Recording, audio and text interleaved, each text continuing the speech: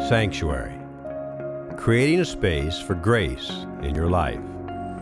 In the latter years of her life, in the backyard of her home in northern Florida, my grandmother had a porch swing. She liked to sit and swing and hum old church hymns, such as Rock of Ages, Cleft for Me.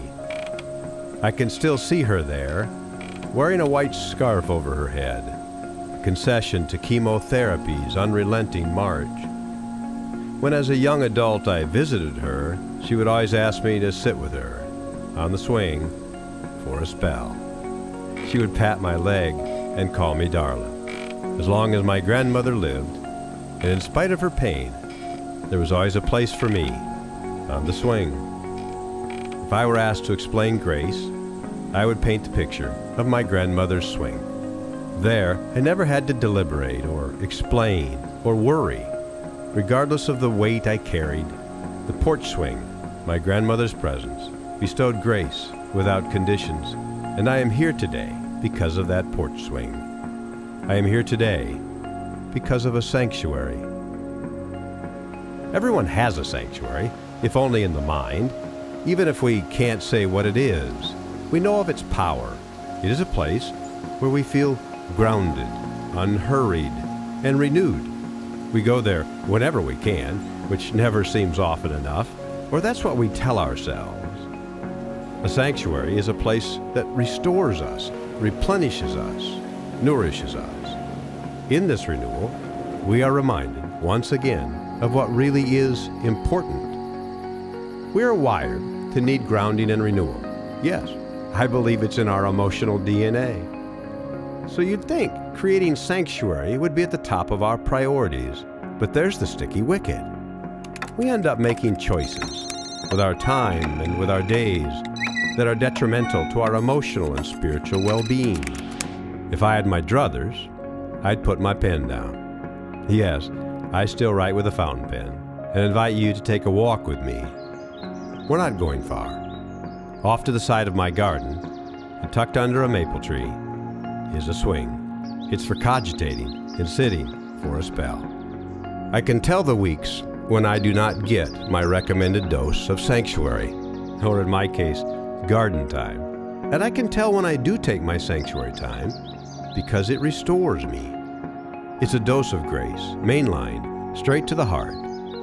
In her book, The Sabbath World, Judith Shulevitz quotes a lovely teaching by the 18th century master, the Vilna Gaon. Consider the mystery surrounding the first Shabbat. Why did God stop?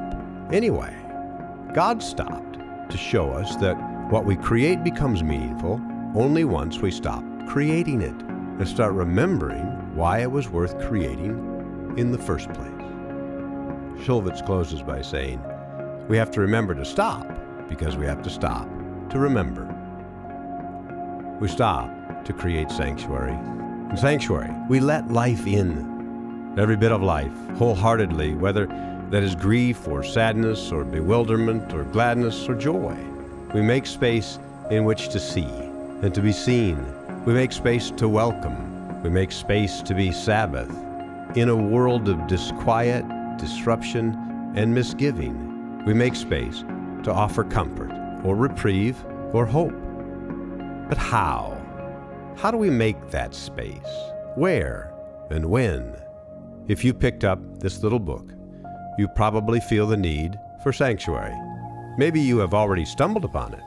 Then again, maybe you need it but can't find it or don't know how to create it. In the chapters to come, we will explore sanctuary together.